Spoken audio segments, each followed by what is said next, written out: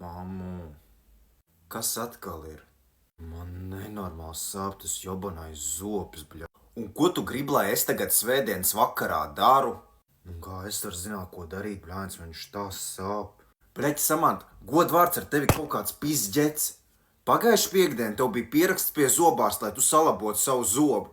Tu viņu atcēli tikai tāpēc, ka tev bija jāiet uz dzimšanas dienu, tev svarīgāk bija tusēt.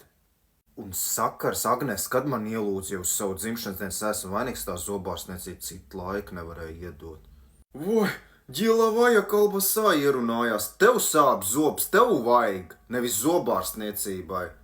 Ņem iedzer ibumetīnu un bļāviens rīt zvan zobārstam pieraksties, kad tu vari.